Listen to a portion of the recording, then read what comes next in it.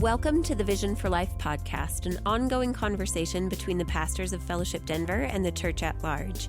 Each week, we talk about life, faith, the Bible, and how to follow Jesus as we go about our daily lives. I'm Autumn, the host of the Vision for Life podcast, and my friend Joanna is joining me today. Joanna, thanks for joining me on the podcast. Hi, Autumn. It's great to be here.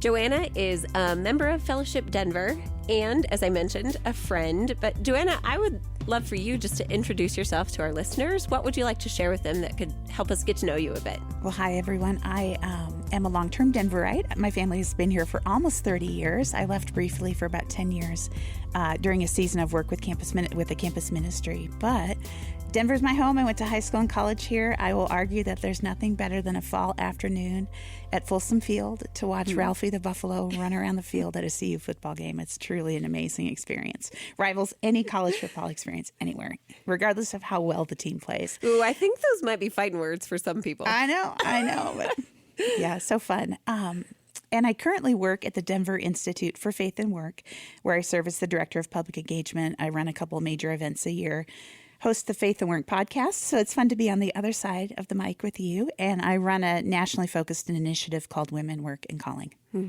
Yes, you've been actually on both ends of this podcast conversation many times, more than I have, as both host and as guest on several podcasts.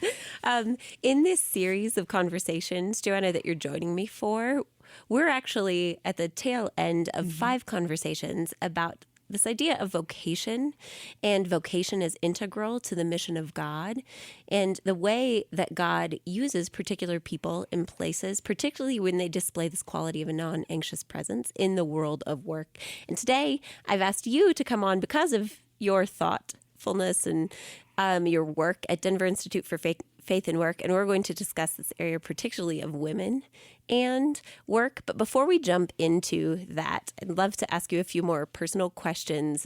One thing that I've been asking all of our guests in this series, what is your faith heritage? And I wonder if you would share that with us today. Yeah. You know, I grew up in the church. My father's a pastor. I always say that I was born the week that my dad graduated from seminary. So thinking about church and life of faith has been fundamental. I became a Christian at a younger age. When I was 7, I spent some time by myself. I could not be pushed into that decision, but I wanted to kind of make that decision myself. And so I handed my mom a note one day that in my poor first grader, second grader spelling said, "Mom, I have accepted Jesus into my life." You can appreciate that with your work with kids. Yes. And it's fascinating because often when we think about sharing the story of God's work in our life, we push people towards a before and after scenario. And it really isn't true of my life. As a child, I didn't lead this like wandering life apart from the Lord. But it's much more a story of the unfolding work of grace in my life. And I can point to critical times in my young adulthood. And even now, I'm in my 40s. So in midlife, there have been critical moments where my faith has been tested and forced me to really kind of reassess where I stand with the Lord. As far as your work, you mentioned that you work for the Denver Institute of Faith and Work, and you also alluded to some time in maybe a campus ministry. Can you give us a bit of your background also about your work, and then how it is that you came to be working in the role that you're in now at the Denver Institute for Faith and Work? Yeah, I have very much a patchwork quilt of a career. At Denver Institute, we often say that calling is discerned in the rearview mirror, where God may not announce what he wants you to do, but as you look back on your life, you can see the patterns and the way that he has led you through these diverse experiences. And that's so true for me. So right out of college, I spent 12 years working for Cru, lived internationally for a number of years, working in Latin America and Spain, and then spent 6 years in Nebraska, working with college students at the University of Nebraska. I'm not going to say go big red. I spent 6 years saying that, and I just have given myself the grace not to say that anymore. Well, college sports have come up twice already. Yeah, in this exactly, podcast. exactly. If you're in the plains, football is part of your life. And then after that, I spent 4 years working in the corporate sector. I was doing kind of organizational development, leadership development for an international telecom company. And then for a season, I freelanced. I did nonprofit consulting. I spent a year designing life coaching curriculum for a prosperity gospel preacher, which is a whole different story. But I was doing almost anything. And at the time, I was earning a master's in social entrepreneurship. I had begun to be curious to think about how God could work in the world through the power of business. And I took a theology of work class there, and that began to put a framework into my life that just provided the structure I need to make sense of what I had already been thinking about for a number of years. And that really directed me toward Denver Institute. One thing that you and I have talked about before, even actually on the podcast before, is the concept of calling and vocation and integration of work and life. And you just shared that you began to have some of those realizations individually, and perhaps you were able to think even more deeply about it than through this course that you took. And now this is what your time is dedicated to, is thinking about those very things, the theology of work, a robust practical theology of work in Scripture, the alignment of our lives in every sphere, including work, and how faith impacts and intertwines all of that.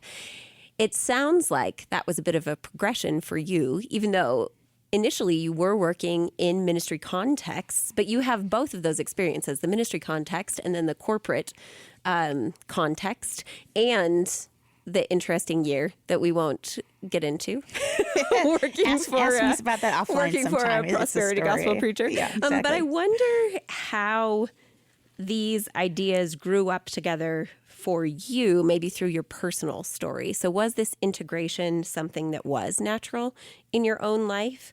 Or how would you describe that process, perhaps, of realizing the integration of faith and work? Yeah. Well, I want to touch on what you said about calling, because often I find people come to Denver Institute with lots of questions, and it's amazing how often they relate to calling and how do I figure out what God wants me to do in life? And that's a natural question. I think we all want to feel like we're living purposely for the Lord, and we want clarity about what we should do. It can be really hard to figure out. And the starting point in this conversation is realizing that calling is much more general than it is specific. I think we see examples in Scripture of people that receive a very specific and dramatic call from the Lord about what they're supposed to do. And so we think that's normative for the life of any believer. And there's a great book, What Does It Mean to Be Called, by a couple of the professors from Denver Seminary. And they just talk about those experiences and say that those are very specific people that were called to fill a intentional and specific role in the history of Israel or the life of the church. And that sense of dramatic burning bush or God speaking from the heavens isn't to be expected in the life of every believer. And so that raises the question of, well, what is to be expected? We know that God calls us to himself. Anyone that is in relationship with Christ has responded to God drawing us to himself. We know that we're called to his broad purposes in the world. Key things like the creation mandate that we see in the opening chapters of Genesis, the Great Commission, some of the clear general instructions of what it looks like to live general life of faith apply to any believer. And we're also called to the world, to a life of sacrificial service in the model that Christ set. And so we know that even if God provides nothing more detailed than that for us, we have amazing marching orders. You can rest and live in that and live a really purposeful, God-honoring life when you respond to his general call.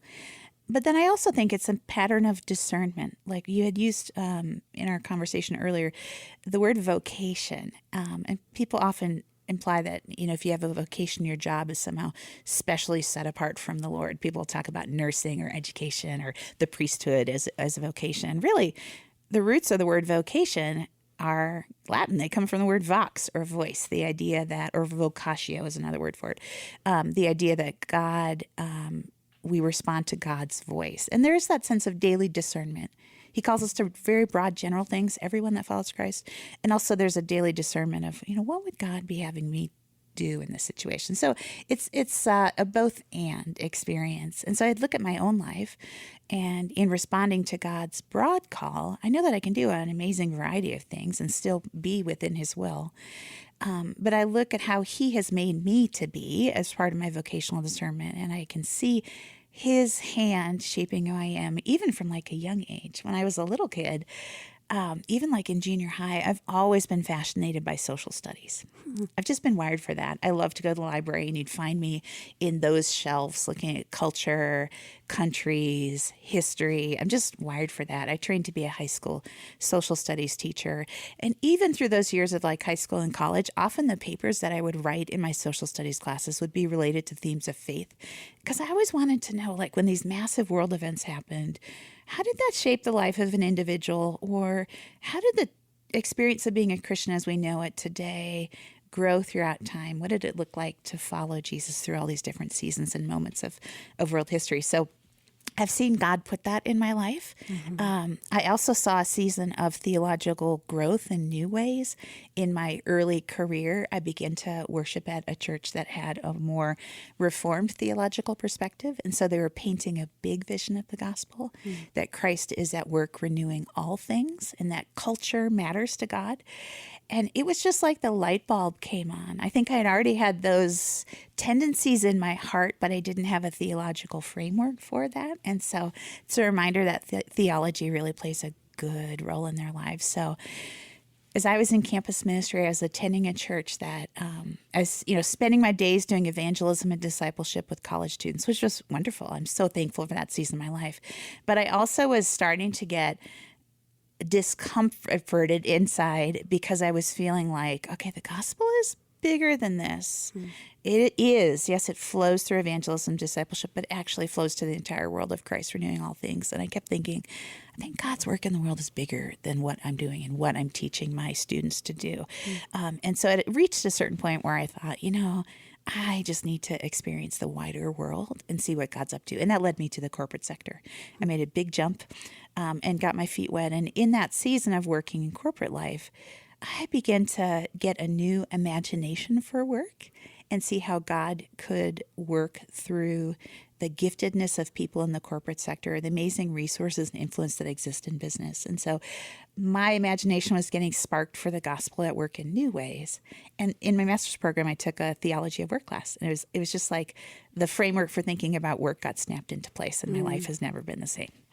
It sounds crazy to say that, but really I've spent the last 10 years or more of my life thinking about those themes. Yeah. And now you are creating space for other people to also engage the same topic and think about those things. I want to summarize a few of the big themes in your story that are really relatable. One is being mindful of your own story, which I've heard you also give advice to myself and to other people to reflect on that and be aware of that and know your story. So all of these things, your faith heritage that we've just talked about, your history of work, your desires, even were a part of your story. So that sort of theme one was knowing your story and recognizing in yourself certain God-given interests and desires in a way he had created you, and things that piqued your interest and sparked your imagination.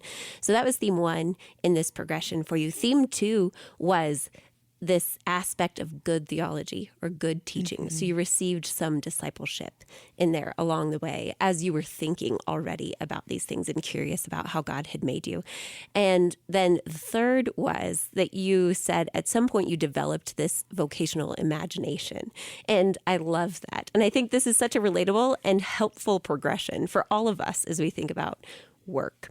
So there's this aspect of reflection, knowing our story, and then an aspect of engaging in a space that actually helps to clarify and solidify the basis for God's good work in the world and the part that we play in that.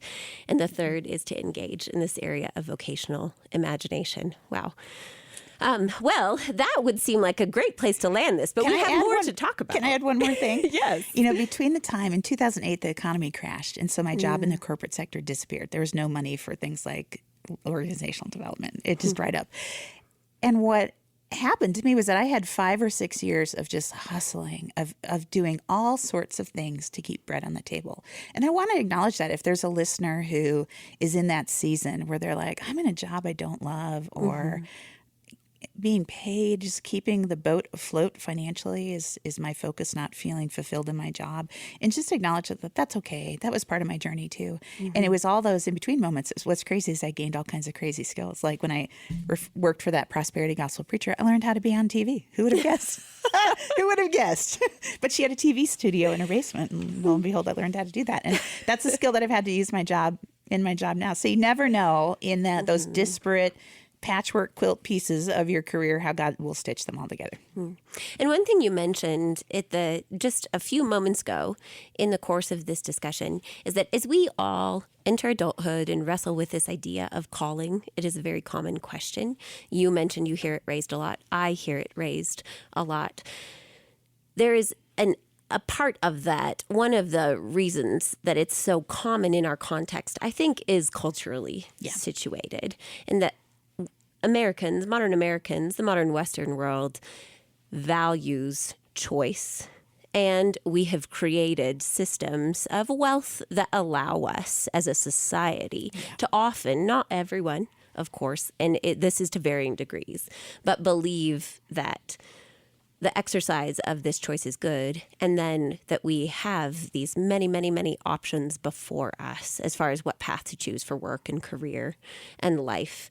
And so the onus that puts on us as individuals who live in a society like this, I think, causes those questions about calling to be even more intense. Oh, exactly. We feel like work needs to be a place for self-actualization and joy and fulfillment. And if that's part of our jobs, that's a great thing, but that's not guaranteed. I mean, you could be working in a very difficult job. You could be a farmer in India whose job is purposeful but not very fulfilling. It's hidden from the world. It's not a place where you receive great praise, and it can be deeply purposeful and a reflection of responding to God's broader calling in life. So that broad definition is more helpful for us. Yes, and I think that is an aspect of this vocational imagination. It doesn't mean that you imagine your perfect scenario. It means that in any work context in which you were placed or find yourself, as you did for those years, that the faith and work that we've been talking about can still be integrated. You can still see God's fruitfulness through the work that you're doing. Yeah, living with God in all of life. Well, I said already we're going to talk about women in work. Yeah. So let's do that. In your various jobs in working in different environments, what were some of the complications or intricacies you personally experienced of being a woman in these different contexts? And then we'll use your personal experience, to springboard us into some more general observations that you have engaged in recently as far as women in work. Yeah, I often refer to myself as the unexpected career woman because, as you had referred to, our stories are fundamental in understanding our journey with God and what it looks like to respond to His call. And so, based on the time period that I was raised, I was a kid in the 80s, raised in an evangelical home, very white. Really, the model that was set for women was very much marriage and family. It was centered as the primary purpose for women. And I'm not married. I'm in my 40s. I'm single, no longer able to have kids. And so when I think of what looked like good and purposeful work for women, my life doesn't check any of those boxes. And so for me, questions about work have been front and center because work is central in my life. And Jesus is central, but work has played a key role in my life, and I've had to support myself. I still do. I've been in the workplace for 20 plus years now, and I've been completely financially independent for those years because I've been working. And so I've had to find bigger answers for the purpose of my life that aren't only defined by my relational status. And so, that's, I think, a reflection of call too. Like in my own journey to make sense of life stages and the purpose and the role work would play in my life, it's allowed me to become a voice for other women. And you said, what are the complications? I think it starts with a lack of theological framework and discipleship for Christian women around work. It's almost non-existent for most women in their faith communities. There's significant emphasis on personal discipleship, healthy relationships, whether it's friendship, parenting, marriage, but nothing about our broader call to influence in public life. And so my own journey of faith has had to push me to understand how to steward my season of life and steward myself, because I'm a woman with leadership gifts and opinions and a voice. And so I've had to find a way to channel that in God honoring ways. So my own life has been an apologetic for why we need a richer conversation for women. And, as you talk about complications, I'm going to offer a few very general answers. I alluded to the lack of discipleship and a theological framework for women. Women are deeply hungry to bring their full selves to God and His mission in the world. And often when we have an overemphasis or a absence of teaching that speaks to the fullness of a woman's life, to her influence in public life through career or civic involvement, we think that public part of ourselves doesn't matter. And so it ends up leading to great compartmentalization in women's life, or a sense deep hunger to live integrated whole lives. And we're not discipling women towards that end. So that's one piece. I think there's a desire for encouragement.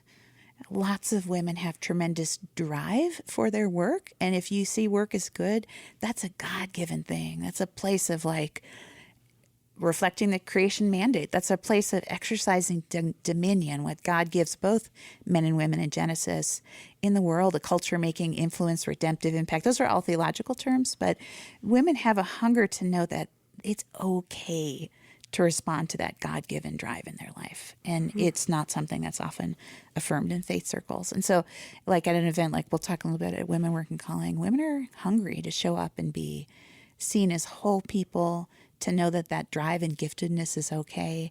And I think to have insight, a third theme would be to have insight on what it looks like to integrate the complexity of our various roles and responsibilities. I think that's a challenge for both men and women, but it plays out in a very profound way for women, because often those domestic responsibilities can be very heavy for them too. And a perspective like that, or even that sense that causes women to feel as if they have to live segmented lives, I think adds to what we often hear women express as the juggling act, which will always be present when someone is moving from realm to realm. So it's never that juggling act will ever completely be gone or alleviated.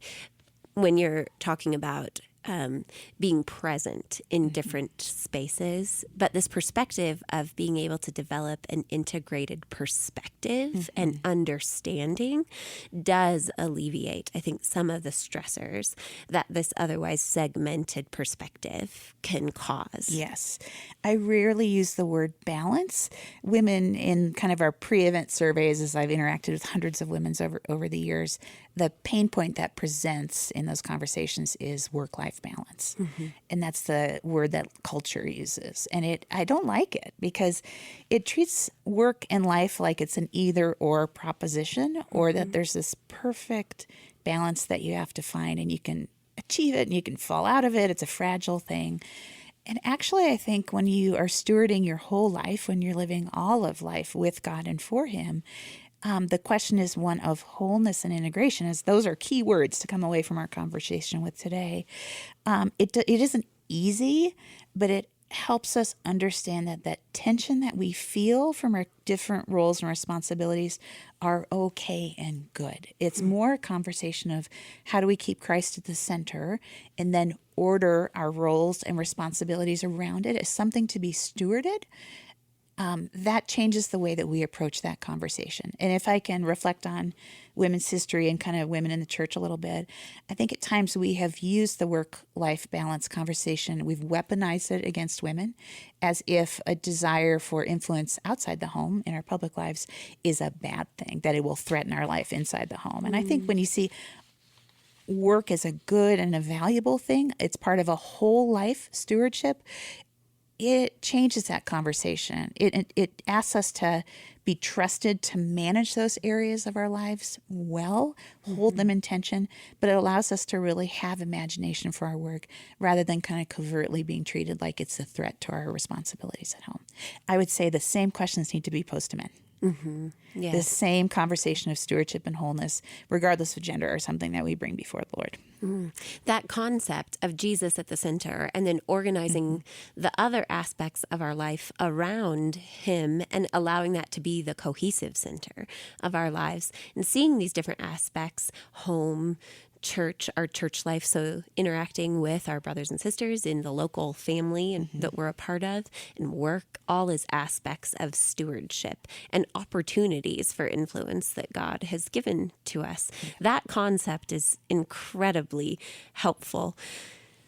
You mentioned, Joanna, a couple of things. One is that you've interacted with hundreds of women over the course of the last several years. And so I want to go back to that for a moment and just ask you about this aspect of your work that you are doing right now. Yeah. I think I've seen as your friend and as a sister in Christ here at Fellowship Denver, as we've had conversations over the past several years, I have seen God present opportunity after opportunity to you to have influence in this area of women and work. And it's because of the way that you have lived and stewarded yourself and your time and developed these ideas of vocation and developed a real grounded perspective that has an understandable and applicable theological underpinning and framework. And it's been helpful to me personally. I've heard you speak on this topic before, and it's been personally helpful. And then I've been so excited to see these opportunities that God has given you to speak and share more and to develop contexts in which women can have these sorts of conversations that you're talking about that lead to this end of discipleship. Yeah. Oh, man, that's so encouraging. Thanks. Thanks for your kind words. Yeah. You know, it's been, for me, about an 8-year journey that started almost as a surprise. We had hosted a conversation called Women Work and Calling here in the Denver area. That's still going on. Yeah, it's still going on. Now it's a global, has a global reach. I would say every, but many organizations, especially tech companies, they joke about an origin story about where did they start. I know Fellowship Denver can point to an origin story. Women Work and Calling's origin story was a snowy night on a February in 2014. We hosted an event called Women Work and Calling. And for a long time, it was Denver Institute's largest event ever. We had about 250 women come out on a very difficult evening to travel. And it made you realize that even though Colorado women are intrepid, the conversation mattered to them. They were deeply hungry to talk about work and calling. And I knew in my own life I was wrestling with those questions. And so we just have continued to grow a conversation that's biblically rich, that tells the story of Christian women at work in the world, that encourages soul care and helping us deeply lean into the shaping work of God in our lives. And what I have loved to see is women are hungry to talk about it. Because nobody else is in a vision that's really like theologically robust and meaty. So it's amazing to host that conversation. I'm excited to see where it will go. I know, me too. One of your friends, actually, a woman named Kate Harris, put together, she has other amazing work we could point to. Yeah. But the one thing I want to mention is she put together a little booklet that I came across after we had started having these conversations. I'm not sure when it was published, but it's a part of the Barna series called Frames. And the title of this little booklet is Wonder Women. And one thing that she points out, which is similar to what you pointed out, is the complicated way women exist between these spaces that they then end up juggling. I'm going to read this quote. Advancements over the past century allowing women increased access to education, a diversity of career options, flexible work arrangements, and freedom to manage fertility and childbirth are mostly welcomed as signs of progress. Most women don't complain about these opportunities. Yet, while women report satisfaction with the general quality of life, they are profoundly unhappy with the means, pace, and cost with which they must go about attaining such opportunities. What do you think causes that divide? In this little booklet, a lot of it is data that's reported via Barna's studies. So Kate is pulling from that data and then making observations about it. And what causes this divide between women generally reporting satisfaction with the opportunities available to them in a modern era, but dissatisfaction or profound unhappiness, as Kate says, with the means, pace, and cost required to pursue those opportunities? Yeah, I think there's a historical factors, biological factors, and then just modern kind of social factors that contribute to that. Historically, if you look at scripture and human existence, this integrated vision of work and relational life existed. If you lived on a farm or if you worked in the trades, your family, husbands and wives, would work together for the economic welfare and productivity of their family and also that of their community. You think about the examples we see in Scripture of the book of Ruth, of Boaz and Ruth, the way they were gleaning, what that agricultural work looked like. Proverbs 31 is another reflection of what an integrated life of both economic productivity and relational care look like. That existed until the Industrial Revolution. Like the Industrial Revolution is that first point in human history where a member of the family would leave the household or the property to go to work outside the home. And so we begin to have this separation between working life and relational life. And that has continued through the decades and the centuries, and it has become very spiritualized. I think it's relaxing a little bit, but for seasons of Christian life, it was very spiritualized to imply that life at home was a place of women serving as like the moral gatekeepers of the home, that there was a glorified emphasis on domesticity and things like that, and it began to create this separated both of gender roles for men and women and also of these two spheres of private life and public life. So that's the history behind it. And the church stepped right into that and kind of falling prey to that. We lost that sense of integration and we spiritualized disintegration. I mean, we just have to call it that, is that we can affirm and celebrate the wonderful work of the home and see it as a part of a broader calling for women. It's not an either or proposition. And so when we disintegrated the two of them, that's where we really start to run into trouble. So there's the history, there's the kind of spiritual and theological factor. And I think socially, if you look at it now, America is one of those few developed countries in the world that doesn't have good support for employees of either gender in their caretaking responsibilities. It's important to acknowledge that this affects both men and women. I think it leans more heavily into women because we're still carrying a lot of that domestic load, even if we're working outside the home. But simple things like access to a paid family leave. That makes a big difference. It has a huge impact on many families, but especially low-wage earning families. It's an issue of justice and human flourishing that we haven't weighed into that. Christians can actually press into that. I'm getting a little political, but that's a common good. As Christians, it should alarm us that women who are mothers that are in low-wage earning jobs are forced to choose between being able to work and provide well for their families and be able to actually care for their kids, or often are in very difficult situations after giving birth where they're returning to work. Anyway, I'm being political, but that's a factor. And I think even affordable childcare for across the socioeconomic spectrum is a big issue. We don't acknowledge that people bring their whole selves to the job. And then that work can support employees for the whole person of who they are. One thing that you said just now struck me. You said we aided in this, the church, so I'll clarify that, we being the church, aided in this process of disintegration by embracing or falling prey to some of the aspects of the Industrial Revolution that we simply took and adapted into a church context and maybe spiritualized. So I see spaces like Women Work and Calling developing. I see the response to them indicating that there's a real need for this conversation.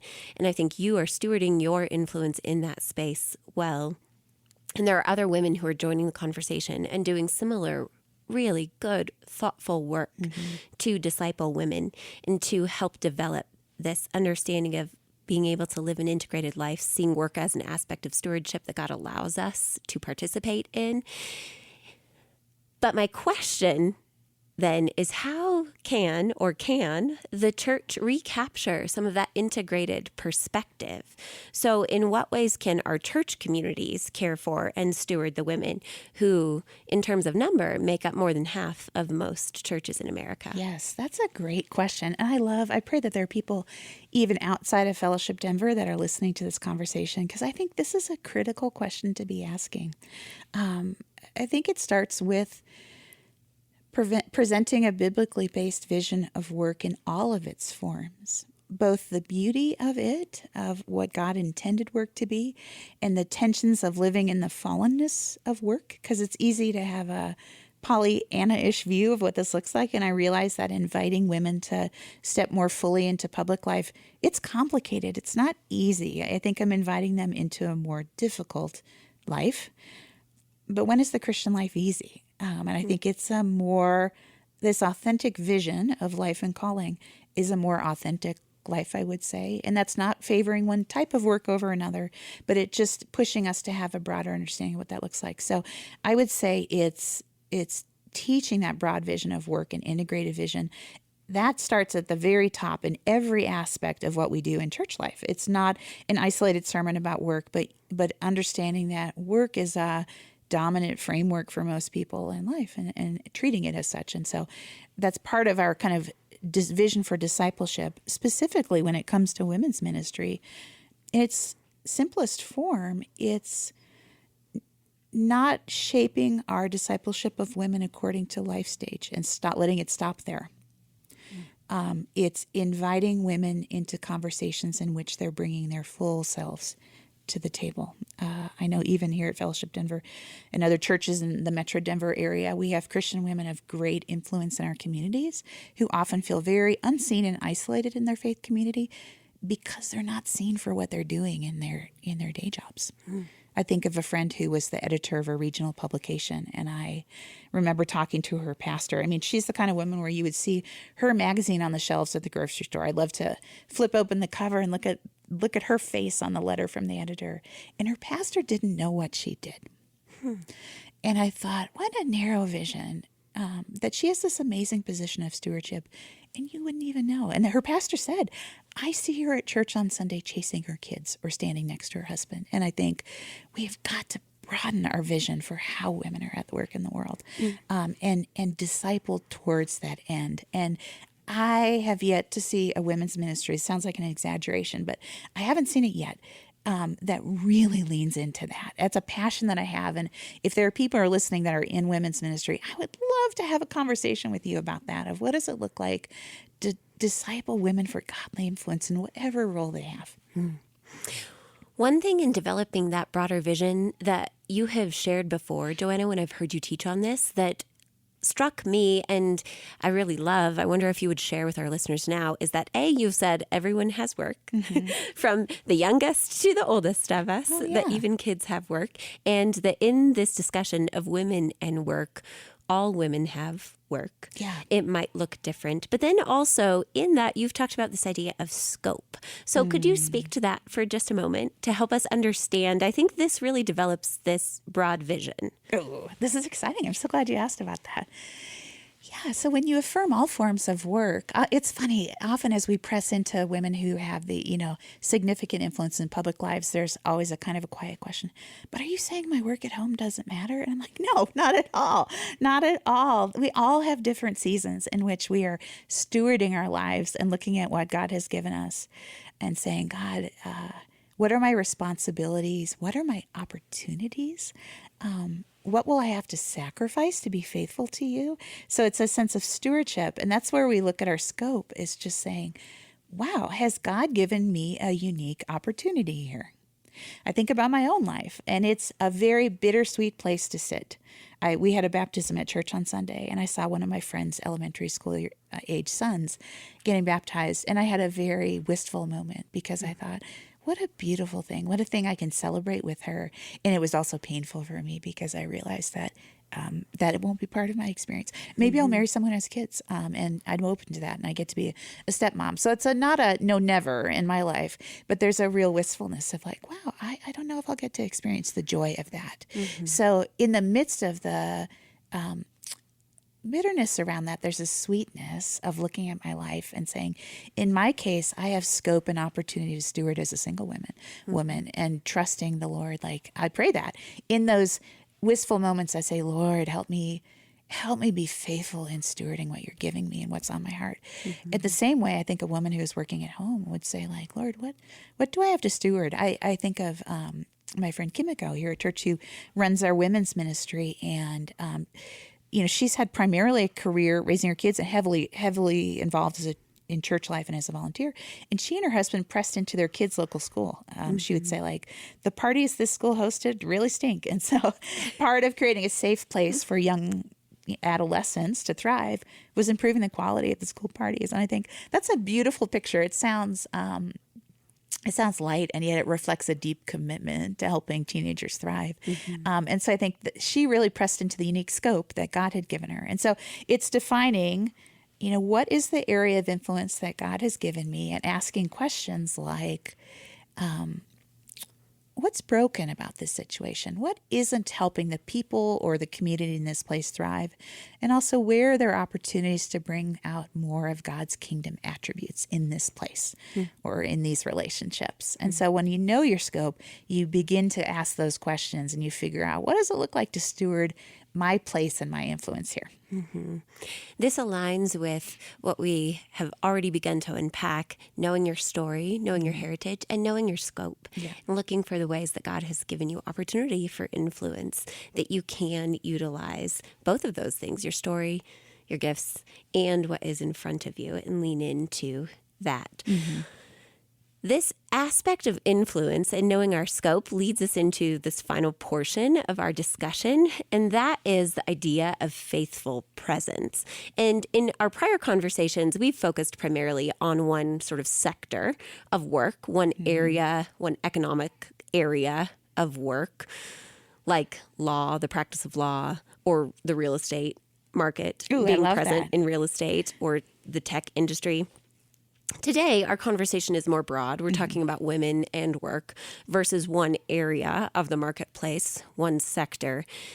But this question of faithful presence is incredibly applicable to our conversation because of the question of influence. In the way that we've been referencing this, Hunter and I had previously on the podcast discussed a book entitled A Non-Anxious Presence by Mark Sayers. One of the portions that we pulled out in our discussion, and then that I've repeated through this series of discussions on work, is the opportunity right now, in a moment in which we're experiencing cultural upheaval, we have a sense of the anxiety that is swirling through the networks that we're a part of. So that could be present in your workplace. It's most certainly present in networks like social media.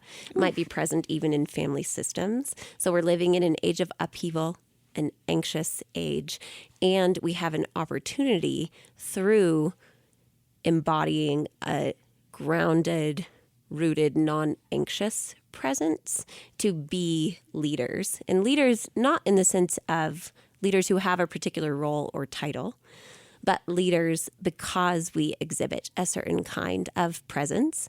And so 2 things. One, I have seen you do this, navigate spaces. That's so kind. I don't know about that. In this way. I'm sure we all have failures we could share as well. But I have observed you provide this kind of presence in many conversations in this aspect of work and calling and being influential in the places in which we work. Even though Denver Institute for Faith and Work has a particular mission and viewpoint and value system, I'm sure it, like every place in which multiple people exist together, has the potential for conflict also.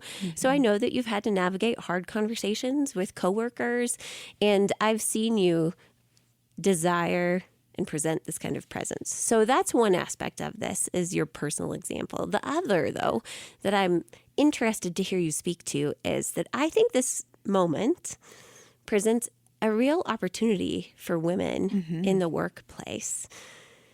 Many women I see function already in this way, bringing a grounded, faithful presence into the ways in which they work. If their realm of work is the home, I often see women present in this way with their children, with their families, if their area of influence is somewhere in the corporate sector. I know many of my friends who I could point to who I also see embody this type of presence. So in this question of influence, in this anxious moment before us and the opportunity in it, what do you see as an opportunity for women? Yeah. If we were talking about our vision for work and understanding our area of influence being questions of stewardship and integration and wholeness, I think being a non-anxious presence for both men and women is a question of discipleship. Mm-hmm. And it's based in that idea that God shapes our souls through all of life. He shapes our souls through work.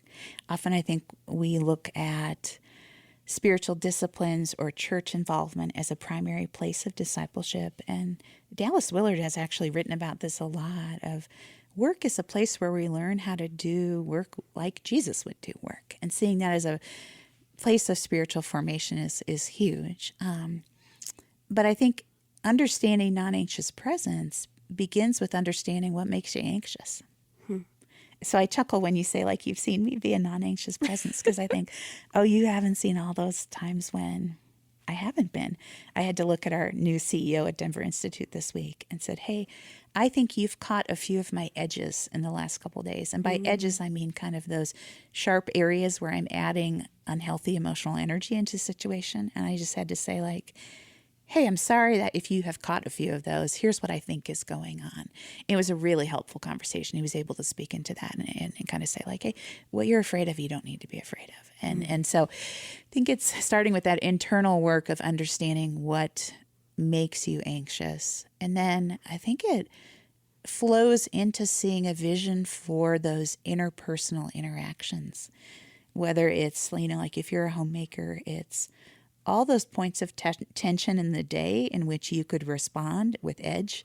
And trust me, I do it a lot. I think about times where I lean into retail situations or a trip to the airport, and I add that edge, that unhealthy emotional energy. So it's understanding that and the contrast.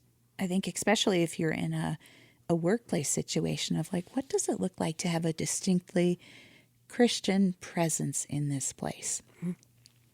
How would a manager manage differently in the way that they treat people? At a core level, if you're a Christian in management, it might be saying, how does the reality of Jesus Christ's grace and truth give me confidence in this highly tense situation? Or how does the abiding presence of the Holy Spirit calm me in this moment? And so it begins with that internal work of understanding what makes you anxious, and also how do some of those unchanging truths of the Christian life allow you to breathe a little bit more deeply. And then you can say, okay, and what does that practically look like? Like, how do I manage in a distinctly Christian way? How would that shape a performance review? How would that shape my willingness to engage conflict? How does that shape the culture of my team and the way that we interact organizationally? Like, and when you think about scope, it's that deep inner life of life with Christ. It's your own actions as you flow another kind of ring in this series of concentric circles outward. It's your own actions. And then you think about scope, it's the influence that you have over culture or systems or people. And as we think about, like, being potentially like a manager in a public school or a manager in the corporate setting, you're also shaping the culture of your team and how your team interacts with the company at large, with your clients, with the general public. And you can have a pretty profoundly distinct influence through the way that you create culture on your team. Like, practically, like, I know, like, in a corporate setting, there's often a lot of, like, jockeying around between chain of command or different departments within the company. What if your division or your company was known as being the peacemakers? The people that didn't inject anxiety and negative emotional energy in your actions with people, that you weren't inflammatory or power broker, leveraging for power. There's lots of ways that plays out. You so often have good stories from the world of work. And I wonder if any story, any scenario comes to mind in which you could point to a woman who is doing this sort of work and exhibits this kind of presence. Yeah. I can think of two examples. One is a friend that I saw yesterday, my friend Cammie Dunaway, who just retired. She was a chief marketing officer at a C-suite level in a number of big corporations like Duolingo, Frito-Lay, Nintendo, Yahoo, big jobs. And she talked about over the last few years really seeing the profound role her faith could play in work and having to learn how to bring it into the workplace. And so she would talk about intentionally praying in the bathroom between breaks in her work day. Like if she was going into a tough meeting, it was normal to take a little bio break, as she called it, and, go to the bathroom, and she would intentionally stop and pray for whatever was ahead of her. And I thought, wow, what a simple and profound way that would be a habit that you would get into. I think another friend of mine on more of a cultural level, she's a mutual friend, a woman named Christiana who lives in Seattle, who here when she was in the Denver area, she was leading a team that had a customer service role. And often because of the work they did in city planning, they were on the receiving end of complaints from the general public. Like her team was getting battered day in and day out because of the complaints related to city planning that they received. And so she actually developed training and some resources to help her team be more emotionally resilient in how they responded to that. And I thought, oh, that's beautiful. That's non-anxious presence in her scope at a more of a system or a cultural level. And it's also kingdom good. It's good for the public to work with people that aren't on edge all the time. And it's good for the employees to know how to deal with the stress of that. It helps them at work. It helps them when they go home to their families. And so those are two examples of people who have lived out non-anxious presence in practical ways. Thanks, Joanna. As we wrap this up, I wonder if you could offer just a couple of practical ideas that anyone listening could utilize to more fully embrace vocation and to grow into this sort of leader, a leader who exhibits a non-anxious presence. Yeah. I think in the area of having a vision for your vocation, I'd invite people to do some reading. There's a great book by Steve Garber called Vision for Vocation. Tim Keller's Every Good Endeavor. This book by Kate Harris. I'm sure we might have some show notes where you could link. This book by Kate Harris is great. We'll link all of these suggestions. Caitlin Beatty's A Woman's Place. And this is fun. I don't think you guys know about this, but InterVarsity Press is publishing a couple of books from Denver Institute in the late spring, one of which will be on women at work. Wonderful. So we're still working on a title, but we'll have a couple of resources related to that for you. But begin learning. Just spark your imagination about work. And then for non-anxious presence, I'm going to give you a tool for spiritual disciplines. It's the concept of breath prayers. And I learned this from Brian Gray, who's a member of our team at the Institute. And it's the idea of taking a phrase that you can pull almost anything from Scripture, in which you mentally kind of pray one phrase as you inhale and the second part of the phrase as you exhale. So it could be something as simple as inhaling and saying, Lord Jesus Christ, slowly as you inhale. And as you exhale, you say, have mercy on me.